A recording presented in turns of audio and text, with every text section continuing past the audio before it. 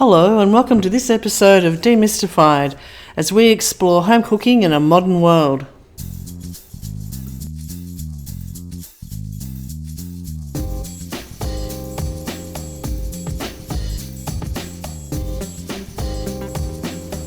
Hello, I'm Linda and I'm here with my friend Paul. Shh, don't tell anyone. Well, we've got our masks on. Yes, we do. Of course we do. And we have snuck into the office just for 5 minutes just to catch up, because it has been a couple of weeks and it's been a difficult couple of weeks down here in Melbourne, hasn't it? Difficult understatement, but anyway, I shouldn't say we're back, but I'm back. You're back, I'm not. So we've kind of, sort of semi got some cooking underway back in the studio, get things moving again in a totally safe manner. Well, you're here on your own. Yeah, well, I'm all by my It's you and the fish. Yeah, well, that's good. And I've just popped in just to... Sometimes they're better company. And I've just popped in to try and catch up on where we are with a few things, because there has been movement behind the scenes. Yeah, although we haven't podcasted in a while, so...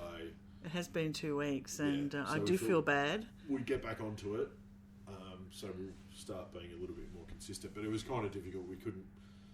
I mean, let's be honest. How much did we have to talk about? We've been locked in our houses, and we haven't. I realised that it's been months since I've done food shopping, months, and I didn't realise until we were struggling when we were talking about this over the phone and over Zoom, just how much I get my inspiration for what I want to cook and talk about. Well, so do I. From when you go out and see what's fresh and what's available. And so, yeah, I fell in a bit of a hole for 2 weeks. I've got to admit that it was, I didn't feel like cooking. I didn't feel like really talking to anybody. I just thought, meh. You had the whole pants are optional sort of outlook. They on were. life. I did have the pants are optional outlook on life, and adopted from your son. But I did think it was. I didn't really have that. Yeah, I just thought, what can I say? Actually, there's a few articles around saying that the people are now getting a little bit tired of cooking at home, and facing that sort of, oh geez, what do I do now? And does it make you? Has the fun? Is the fun going out of it? The novelty. Yeah. Well, yeah, and I must admit, a little bit. I've got things happening in the garden, and I'm really excited about that. I'm really excited about Little spud farming. The spud farming is coming along wonderfully. The broad beans are going well, and I'll be excited to talk about those things later. But at the moment, the last 2 weeks, I must admit, Paul, I did sort of lose enthusiasm for anything other than what I necessarily had to maximally do. Yeah. So we took a little break, but nonetheless, we're back. We are back. Cooking. So we've done some cooking this week, a bit more to come.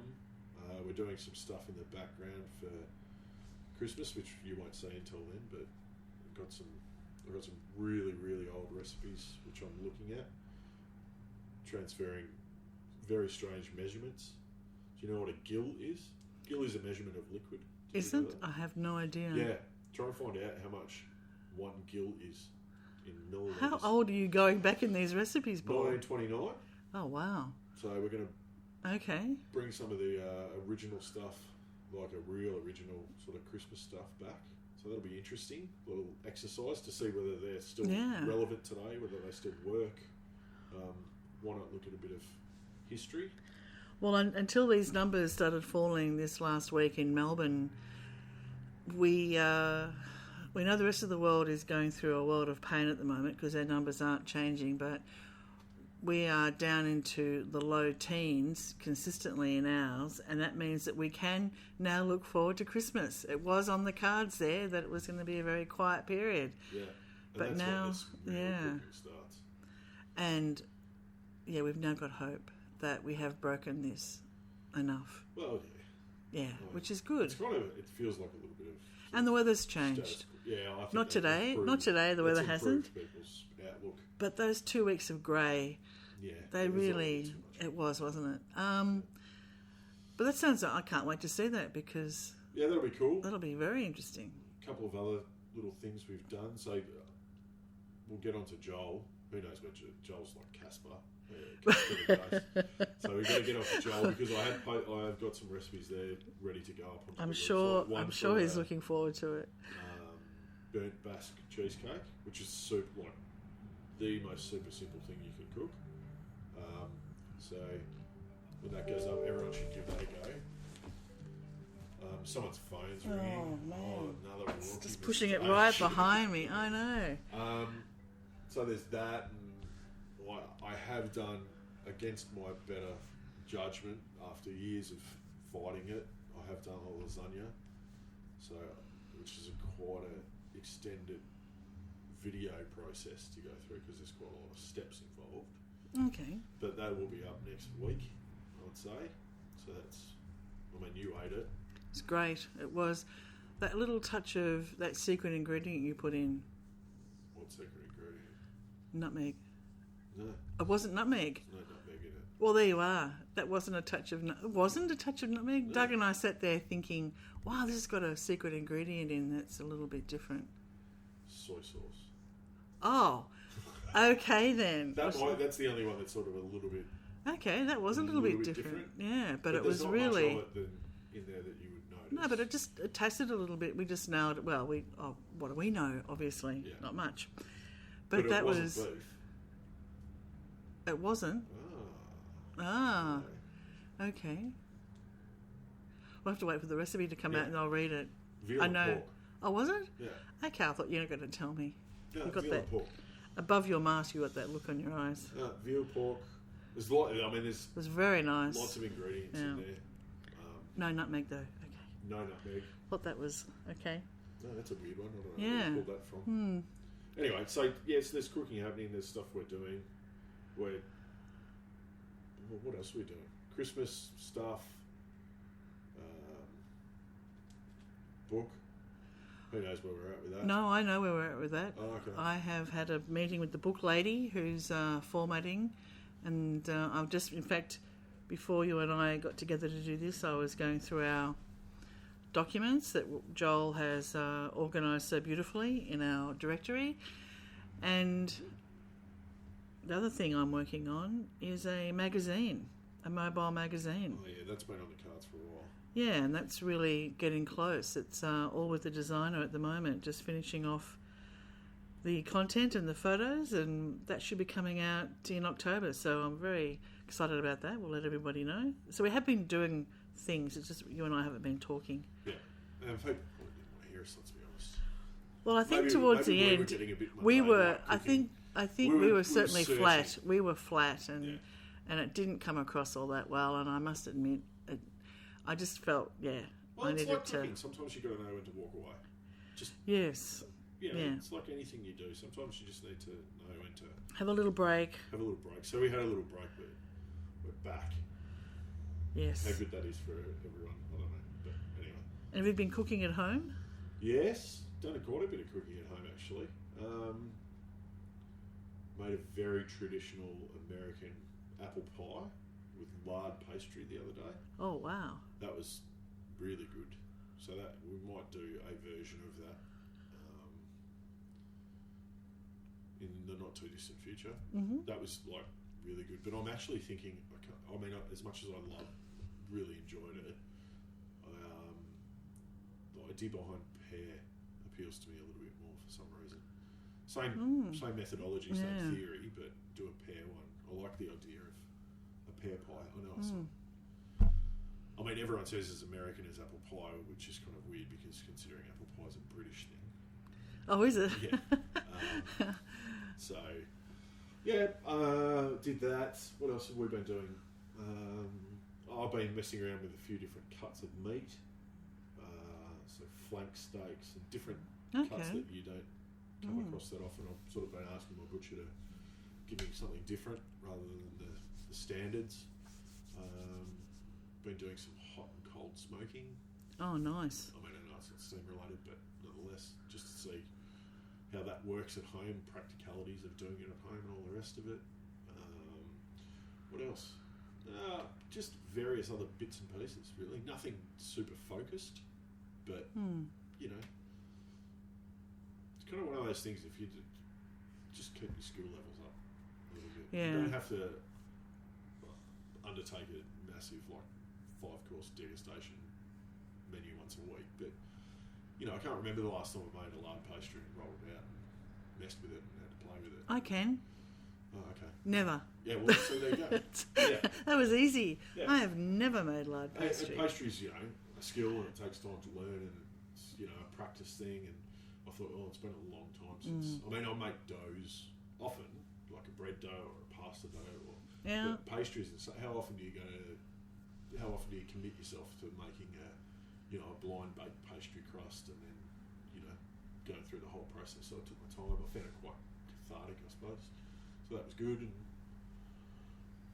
then the little fella hoed into it and was away. Quite liked it. So Yeah. and very little sugar, which was the other Nice. sort of thing. Not that I'm anti-sugar, but only had a very small. It was really reliant on. I'm going to say small apple pie. What's that? 22 centimetre tin, something like that. 25 centimetre tin. Only about 100 grams of sugar in the whole thing, but it had 16 apples in it. Oh, wow. Yeah, so quite a lot. What sort of apple? Granny Smiths. Okay. Well, they're a little bit Something tart. yeah. But by the time you cook them down and do all the rest of the bits and pieces, so interesting technique. But other than that, I was sort of thinking, is there a way which we can involve the steam oven there to, puree up the apples, because that's ending up what you end up doing with half the apples. You make a bit of a puree out of it. But in that scenario, you want to cook the moisture out of it, not retain any moisture. So, they're the things that I think about when I do stuff. But Oh, yeah. other than that, just, I've got to say, every now and again we do a recipe like the lychee flan we did quite a while ago. There's one that comes along which you go, you've got to give this a go. I would say that about this cheesecake. I'm not a massive cheesecake fan, only for the sheer simplicity of it. It's like 5 ingredients. And it was super creamy and smooth. Yeah, super fantastic. creamy. No crust. No crust. Yeah, you cook it at really high heat. Really fantastic. It's very, very simple. It's literally cream cheese, a tiny bit of vanilla, quite a quantity of sugar, let's not lie, eggs and cream, and that's it. And the only thing you need to focus on is how smooth you can keep the mixture. And by the time I got it, it had been in the fridge, so it was a couple of days it lasted really well before we finished it off. It was fantastic. Delicious. And my partner, she loves cheesecakes, so she was pretty happy with that gift. But so when that one goes up, give it a go. But that's all I got. That's all. You can not get anything else out of me. I know it's been 2 weeks, but I'm going. Well, I'm going, but you're not adding much. I'm not. No, well, and I haven't really been cooking, and things I've done are like tagines and. Well, that's not cooking. No, but they're it's not cooking when you throw some chicken into a tagine pan, cover it in onions. Example of how to get something super easy turned into something super tasty.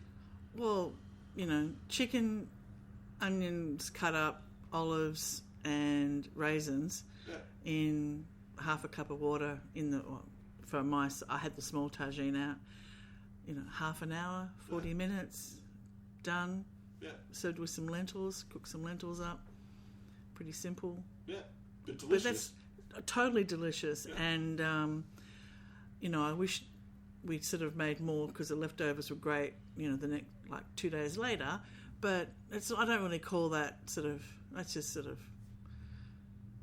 I think, for me, to get excited about cooking, it takes a process, and but this was just really so next simple time you things. Do it, then why not improve on it? Rather than try and look for something else, why not? How do you ramp up? I did that because it's comfort food to me. But, so that was just all I could really do. With the addition of that was it. Some preserved lemon or something like that, you then... Well, I think we've used the preserved lemon, so I just cut up some fresh slices of lemon off a lemon tree in the back. Well, if you've got a lemon tree in the back, maybe you should be preserving your own. Yes, I did think about that, but then... I'm sure we did a recipe. You did, and we have got one, and I did look at it, and then I thought... Can't be bothered. Well, I was still in that sort of meh. But now I think we're coming out of it. Now the weather has changed, we are changed, we're back. And there's things, that we are moving slowly but surely forward on. All right. yay. All right. Onward and Pushing upward. on. We'll be back, and we have had guests lined up, but they've all piked.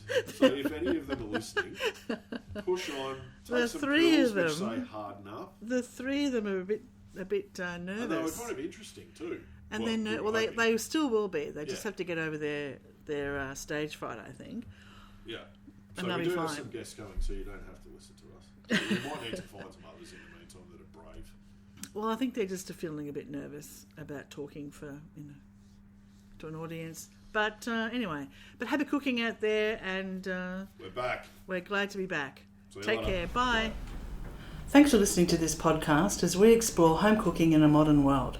We'd love you to subscribe, and for more information, please go to our website, cookingwithsteam.com.